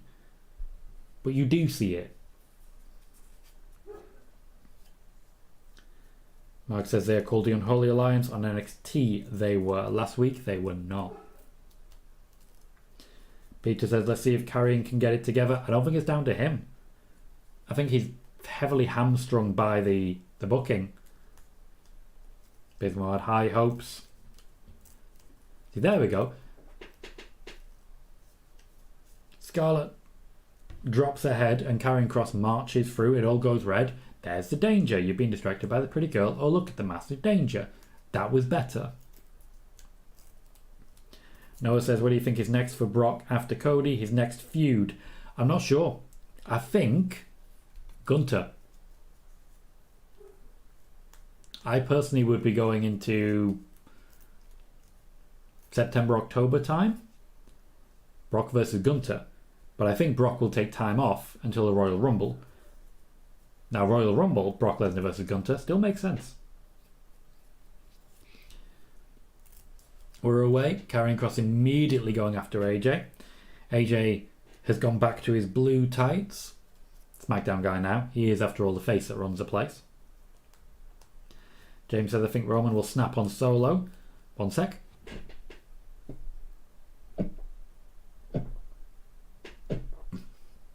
Sorry about that, guys. The last SmackDown, it looked like Roman was on breaking point at the end. Roman, at the end of the last week's SmackDown, looked scared of Solo, which is a nice bit of storytelling. I have to give him credit for that one. Joey says, Kota Ibushi would have been good in NXT. Sucks we only got to see him in the Cruiserweight Classic. I agree. Thankfully, Kota Ibushi's available on a lot of New Japan stuff. Not anymore, of course, but there is plenty of G1s that you can check out. Eric says, could you see Riddle as Gunther's next feud post-Ali? I do. I can even see Riddle winning. I don't want Riddle winning. I can't see him winning. But I can definitely see that feud. I mean, it's already started to build, hasn't it? Tomato. Wow, Brad, what's going on there? Noah says, Brock versus Gunther. Great match idea, but I think Brock should be the next Intercontinental Champion. I do feel if that's the match that happens, then Brock will be winning. And that's one of the reasons I think Gunther will have already lost the championship. He would lose to Brock. That would help him rebuild. And essentially, it'd help Brock rebuild. And for Gunther, he'd be doing favours which will eventually be paid back.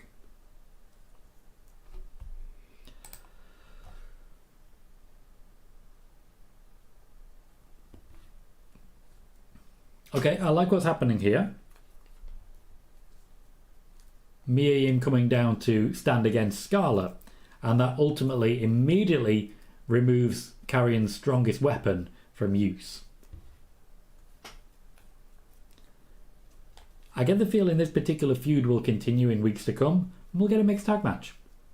Or maybe a new faction for Kross. He could really use it. Sean says, I'm surprised HBK didn't have Isla and Alba vacate the titles like they did with Indy. Shawn Michaels had nothing to do with the decision. Bailey says, when the Bloodline story finally ends, who would you book as Paul Heyman's next protege? So, I would be going further down the card. I think, honestly, Karrion Kross isn't a bad shout. I would be having another faction, and it would be a little further down the card. It would be particularly big wrestlers who are just starting to come up. Bron Breakker, I feel, could really benefit from having Paul Heyman. So I'd go Bron Breakker, And I'd be looking at the women's side as well, because I think there's definitely some opportunities there. I think a Raquel Rodriguez would do good, but I think Piper Niven would be even better. So the combination of Bron Breakker and Piper Niven with Paul Heyman, and then, for example, a tag team or something, that works for me.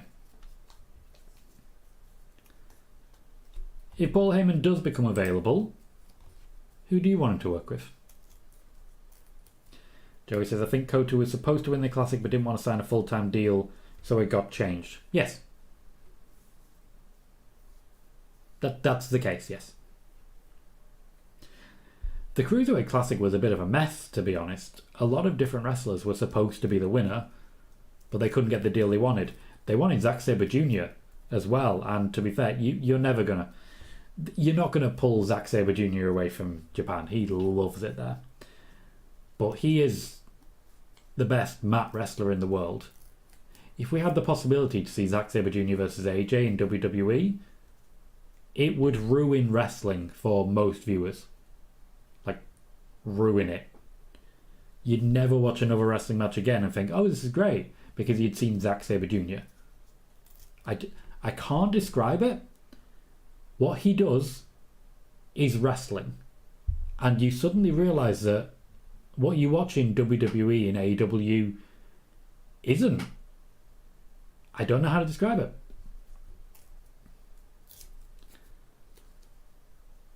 Bismo says, how long do you think until Bron gets called up? I don't know. His call-up's been cancelled a number of times now. Joey says, whatever happened to control your narrative when that's supposed to be EC3's big thing? It is, it still is, and EC3 is still very committed to it. I think losing Braun Strowman really worked against them, because Braun Strowman was a big name, and he ain't there no more.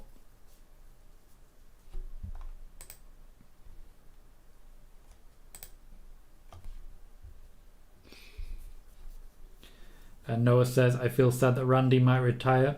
Me too. I feel there's quite a few wrestlers who could really benefit from working with Randy, but I think at this point they'll mostly be working under Randy.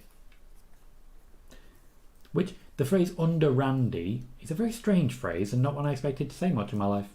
And yet here we are. Control Your Narrative was a complete mess anyway. Essentially, it's wrestling's answer to the Republican National Convention. But woke so bad. What is woke?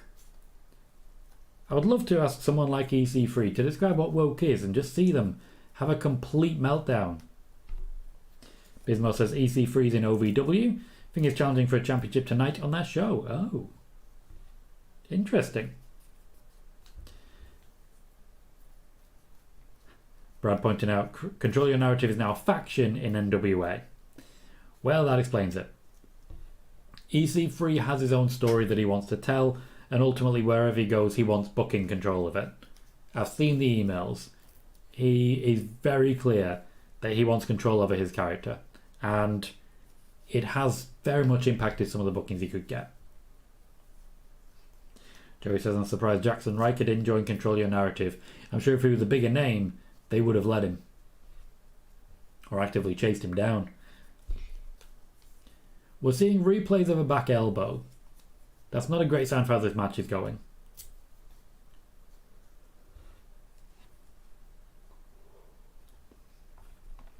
I do apologise, guys. My energy levels are a bit lower. I've obviously had a break and my sleeping pattern's actually fixed. So staying up until 3 a.m, I'm not really prepared for it anymore. But it's only another half hour. I can do it. Sean says, remember, Alexa Bliss is the only woman to defeat Randy Orton. Yep. Thanks to a set on fire Bray Wyatt. Sean says, did EC3 not get what he wanted in WWE? Oh, absolutely not. His time in WWE was an absolute disaster. His time in NXT was great. He's got a 5-star match. But second he got to the main roster, utter disaster. His character was once again completely undefined. And this is another reason why they went to 2.0.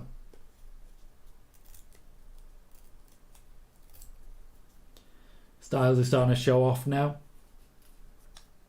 Once again, I do feel like they're sweetening the audio. Which for AJ Styles, that's quite quite a shocking statement to make.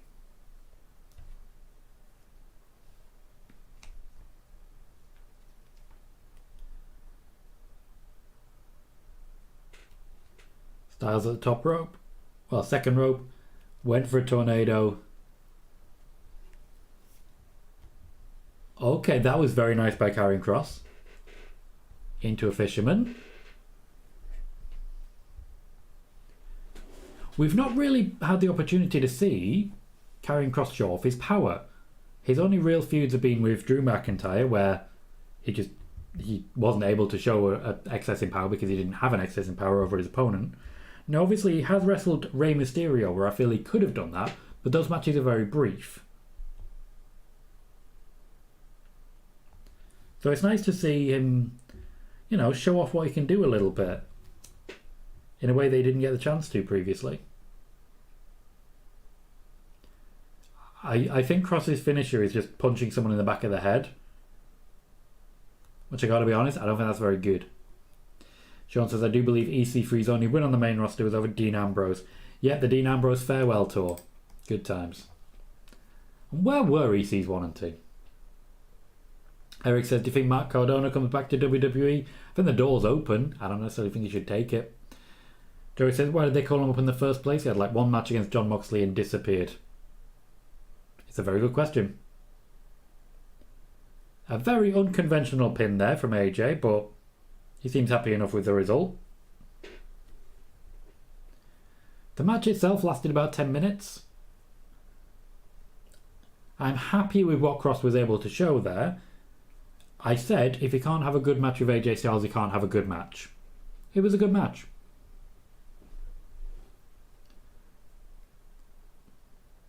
I'll give it a 6. Very unconventional pin. It was basically a 69. Eric, you've asked that question before, and I've answered that question before. EC3 and Dixie Carter are actually related. That's why you forget the questions you ask sometimes. We get so many questions here, is that it's hard. Megan gives it a 5. Again, did what it needed to do, but forgettable even for a TV match. The whole concept was, as I'm sure is very obvious to all of you, oh look, AJ Styles is good. That's kind of it. Like, I think it's fair to say that we already knew AJ Styles was good.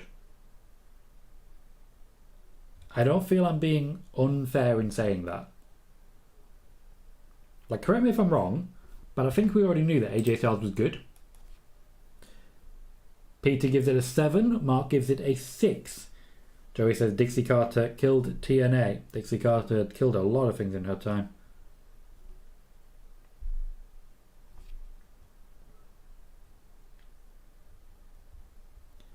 So, what's up next? We know the KO show's going on, but we still have 25 minutes to fill. Unless the KO show is going to turn into an impromptu tag match, where once again it's going to be like the Usos versus KO and Sami, or a rematch from Backlash, I don't see this going anywhere. I don't see how it can take up the full 25 minutes. So maybe there is another match? Joey says, they thought they could compete with WWE when TNA brought in Hogan and all the WCW legends. Yeah, and they learned pretty quickly. Maybe don't copy WCW. Maybe just, don't. Sean says, hoping one day we get AJ Styles versus Cody Rhodes. We will. Both men want it. Then they want it bad. It'll be the legacy dream match.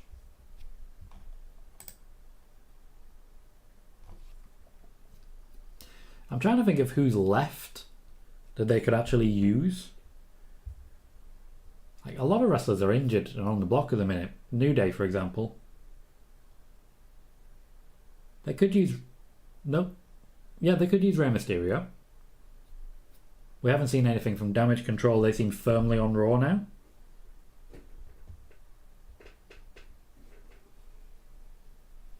There's not many other people left.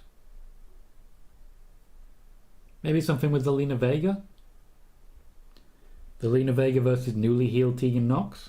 Could see that the potential. Someone outside hated it.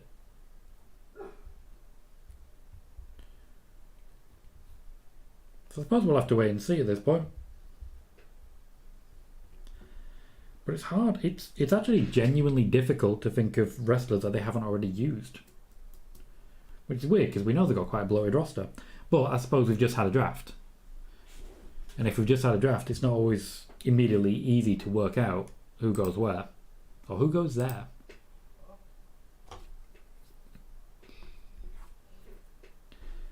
Now, Jey Uso did say they were leaving. I don't think we can believe him.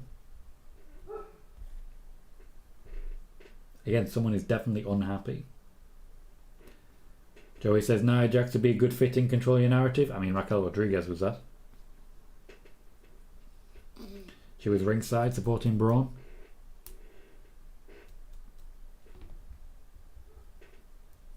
And we are back. AJ Styles apparently spent this long to go back. I believe this is our first view of Kayla Braxton, isn't it?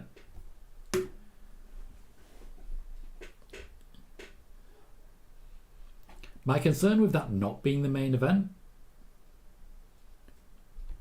if that's not the main event for this show, I don't think it's going to be the main event the next show.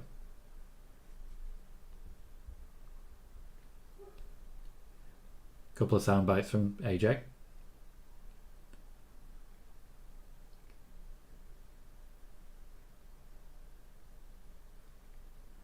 You'll see there AJ Styles saying the first World Heavyweight Champion because it's a brand new championship. They're going to do the rundown. Okay, no, I see it now. They're going to spend the next 5 minutes doing the rundown.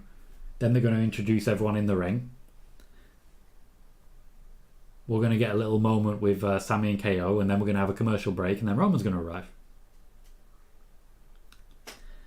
Yep, going through the full card. This is going to take time. The championship match for the Tag Team Championships has 4 competitors and 6 championship belts. Ugh. Bismo says OVW has a Wish version of Drew McIntyre named Crixus. He's challenging EC3 tonight for the main title. Crixus. That's a name.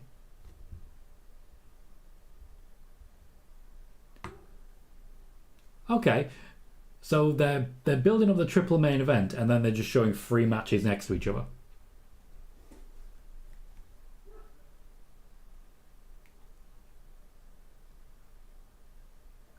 No, Joey, I've not watched House of Glory Wrestling.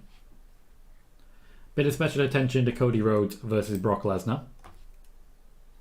Bobby, thank you, Moxie, good shout. Billy says, any future plans in store for Lacey Evans? Yeah, but you're not going to like it. They are currently, when it comes to Lacey Evans, considering how best to rebrand her. Sean says, would everyone be upset if the World Heavyweight title match opens Night of Champions? I will. You're introducing a brand new championship. A Night of Champions. Main event. It should be the main event. They've given us the rundown and now we're getting a vignette of Cody and Brock, which I'm pretty sure we saw about an hour ago.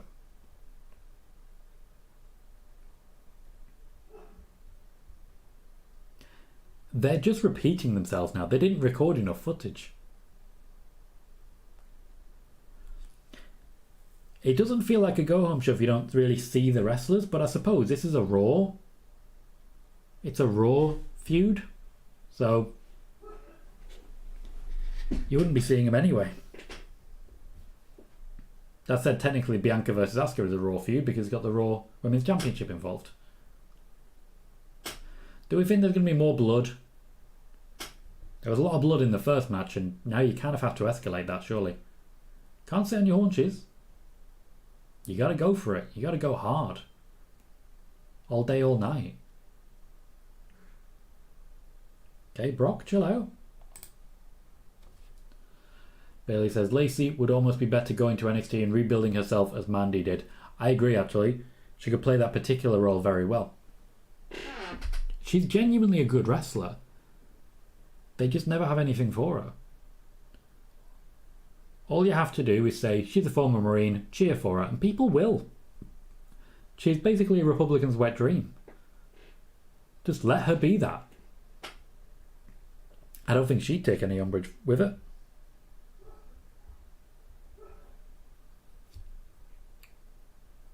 This is a long ass vignette. For a rematch as well. Not great. Bismo says, Tom, is a match Cody versus Brock a match or a fight? Brock kept yelling, fight me, so this will be no holds barred. No. It's the same way that Bianca wants to fight Asuka. Everything's a fight nowadays. That's just something that they say. James says, I reckon both will bleed crazy. Gomez says, I don't know why I found the whole triple main event or double main event thing just so tacky. Maybe because there's going to be so much blood, they have to have Cody and Brock main event. 456, how you doing, mate? Says, how many hours is Clash of Champions, 3 or 4? Because I have to work. Couldn't tell you, no idea.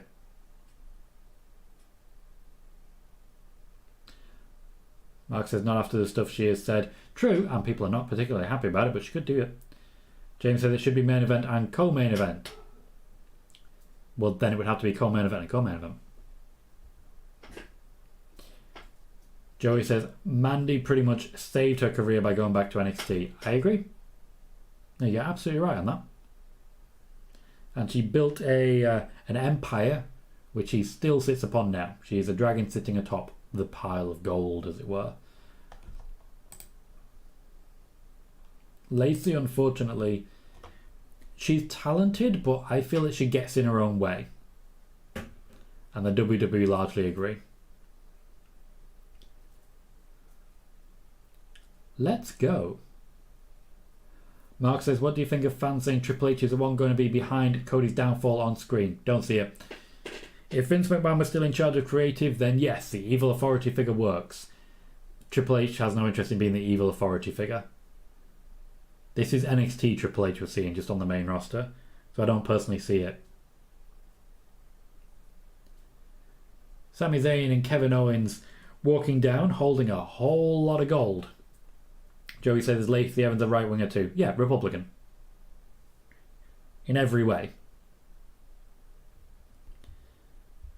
She makes no attempt to hide it. The Republican Party is woven pretty firmly through wrestling. Wrestling's kind of a right-wing passion.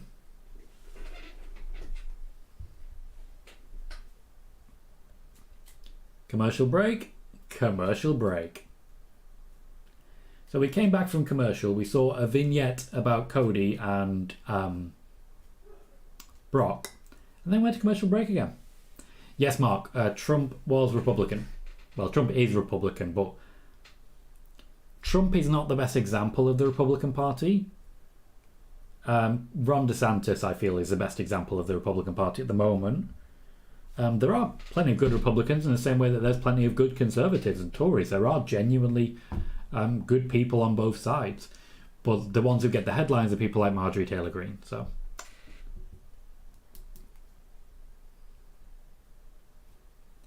he did, Joey, he did indeed. No, I know that. Both sides watch wrestling. But historically, like I believe we're changing this. Historically, wrestling has been a right-wing practice, you know. The idea that men are competing to be, like, because men must be men and so on and so forth. Then women started wrestling and everyone was very confused. Sean says, do you know if there were any plans to call up Mandy and Toxic Attraction before the release? There were plans, but nothing concrete. Bailey says it may be crazy to believe, but there was once a left wing of the Republicans and a right wing of the Democrats. Yeah, that's not crazy to believe. They did swap ideologies over the years. The Republicans started out as the left-wingers. In the same way that originally we had a two-party system in the UK. It was the Conservatives and the Liberal Democrats. Labour is still relatively new. Joey says, are Conservatives different over there in the UK compared to America? Yes and no. essentially Conservatives and Republicans are extremely similar, but we're a little more democratic, so they can't get away with the same stuff. For example, when the abortion ban, when Roe v. Wade was overturned, came into play, someone stood up in the House of Parliament, a Conservative minister, and suggested that we should follow America's lead. That man vanished very, very quickly and hasn't mentioned that idea any time since. Now, don't get me wrong, the school curriculums are still being changed and to that degree, but we're not seeing book bans and so on and so forth. There are much easier ways to get rid of ministers here than there are over in the US, where you literally can't get rid of Marjorie Taylor Greene. Peter says, quite a forgettable SmackDown tonight. I mean, we're literally talking politics right now, in a way that will likely lose me viewers long term. I don't think I really hide it, but for those who don't know, I am pretty left-wing. I consider myself a social capitalist, whereby I do believe in accruing wealth as a capitalist does, but I believe that once you've accrued that wealth, you should use it for the betterment of society. As such, as I continue to make a larger income, I will look to benefit my town, and by extension my county, by extension my country, and by extension the world. That is a social capitalist, which is what I define myself as. I have no issue with the concept of socialism. I actually quite like the concept of socialism. Joey, Nigel Farage. Yeah, that. Yes, Bailey, that's a very good point. The trade union movement isn't very powerful in the US versus the UK or Europe.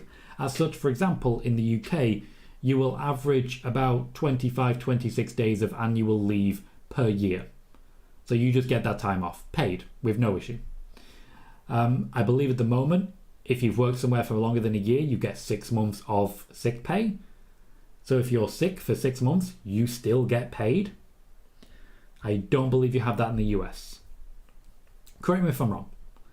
So there's a lot of reasons, like people power, if you'll forgive the John Laurinaitis of it all, people power worked a lot better for the UK. Sean says, Zelina versus Lacey announced for a Money in the Bank qualifying match for next week. Yes, the rebrand begins. Bailey says the US is 10 days of vacation. Average is about 25 here, and it can go up. I believe I have about 30 at the minute. 28, I've got 28. So I've essentially got a month.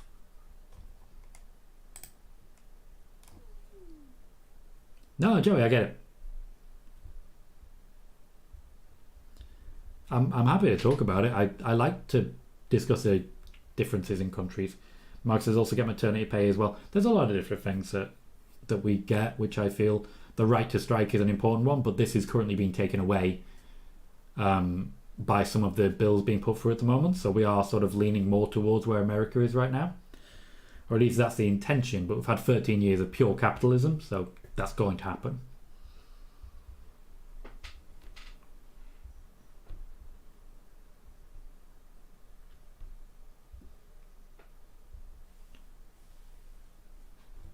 Kevin Owens is inviting Solo Sikoa and Roman Reigns down to the ring. Sami really can't get rid of these guys, can he? Nothing he does. Of course, we are starting with Paul Heyman.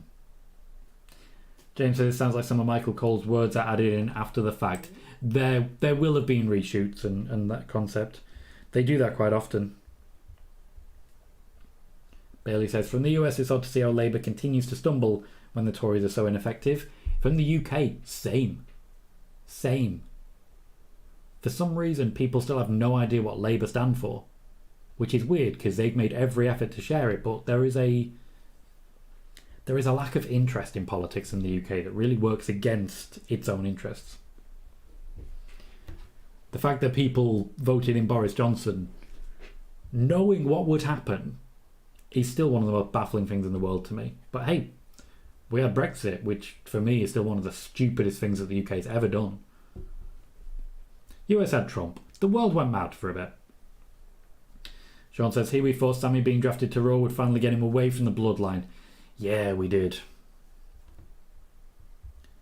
The Usos are already getting involved. Paul Heyman seems confused by this. Paul Heyman, for those who don't know, is currently both the WWE and the Universal Champion. Jey Uso has basically taken over that promo, and it is his world now.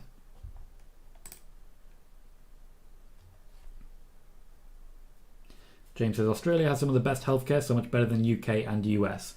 Right now, yes, so I do feel the NHS is something that we in the UK can be very proud of. You cannot be annoyed at socialism and also support the NHS.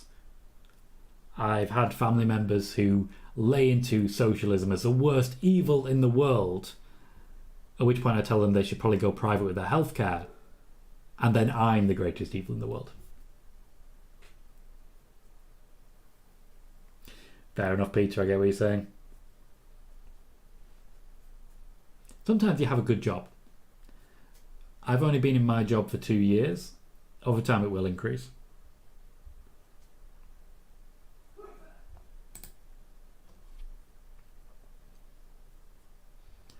I like that KO still has his own specialist microphone.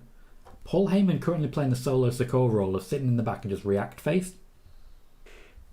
It's a good react face.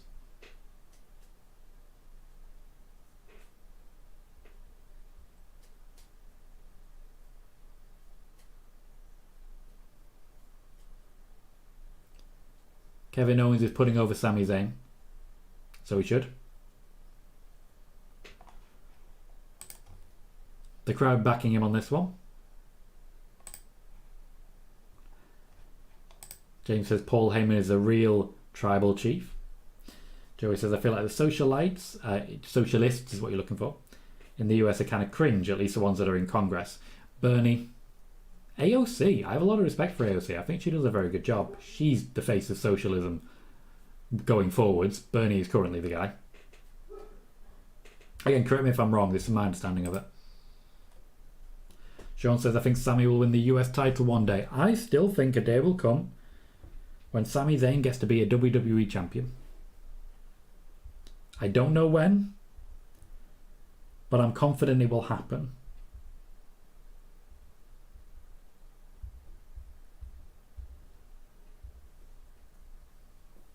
Sami Zayn actually feeding Kevin Owens some lines there in case he lost his way.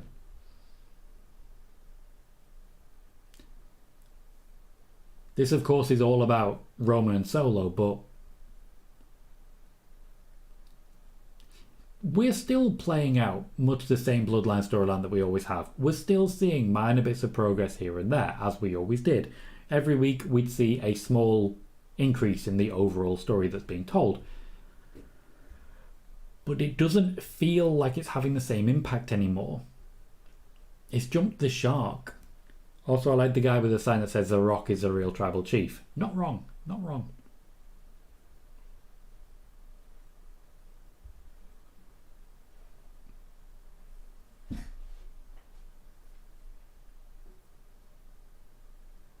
Oh. Yep. Jimmy done screwed up. The reaction of Paul Heyman. Why would you say that? Why would you say that? You said the wrong words. And now Daddy's home.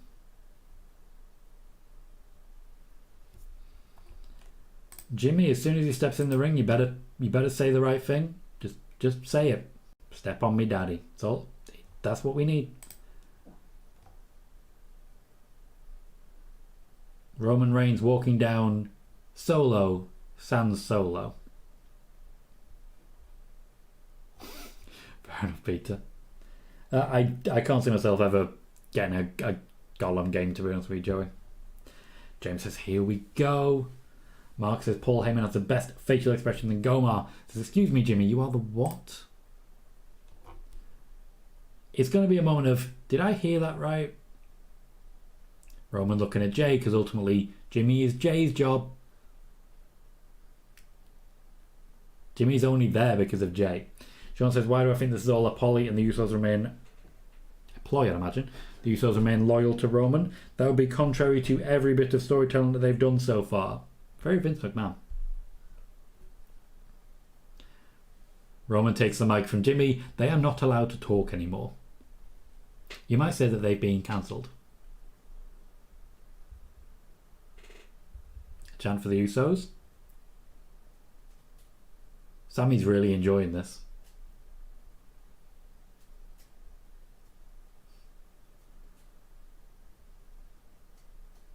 I am liking Sammy's role here now.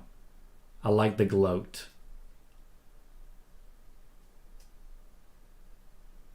Okay. Oh, we're going for it. We're going for it. I'm getting hype. Just when you add in Roman, it changes everything. Roman took the stunner. Where's Solo? He's somewhere. He's got to be somewhere. There he is. Taking down Sammy. And Kevin Owens. Paul Heyman now feels safe coming into the ring. Or he will eventually, I'm sure.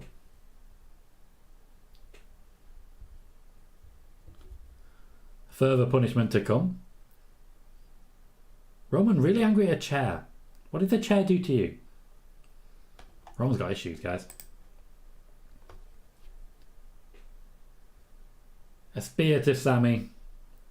Joey says, I don't know why they made it. He wasn't even that interested in a character for a whole game about himself. He was not. Jimmy Uso and Jey Uso getting in the ring now. I did half expect one of them to get speared. James said that just backtracked what Jimmy said. The Usos have taken hold of the tag championships. That's their gold.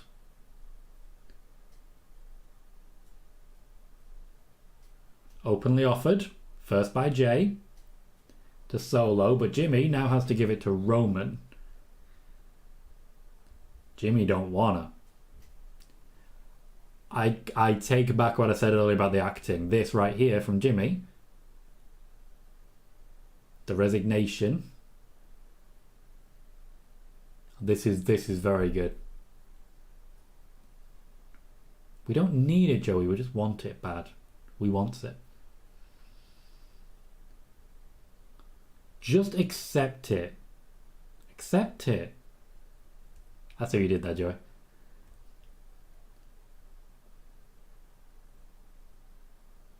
Jey is stepping in and controlling his brother. Jimmy is unconvinced. Jimmy, when he first joined the Bloodline, was unconvinced. Jey and Jimmy both joined the Bloodline for each other. So what do you do when your brother don't care no more? The second one of them gets out, the other will follow.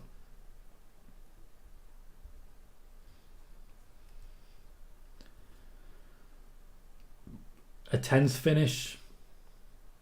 Paul Heyman stepping into position with 2 championships. Roman Reigns holding another 4 belts. Jimmy Uso turns his back. He's not the one. Not anymore. Bailey says a loss for Karrion and Sammy on this show may bode well for tomorrow. And Sean says I think the Usos look better without the belts. Yeah, but that doesn't mean they don't want them. Mark says very good by Jimmy there, and I completely agree on that. Everyone came out of that looking very, very good.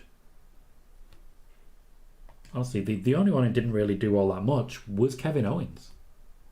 And I imagine he was quite happy for that because Kevin Owens at the moment is just incredibly supportive. Right, I'm going to wrap us up there, guys. It's been a little while, and I really enjoyed this show.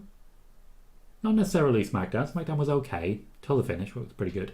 But I really enjoyed this show. I've missed you guys, and I'm very glad to be back. And I'm looking forward to a lot more in the near future. As usual at this point, I will say I've been Tom Colohue.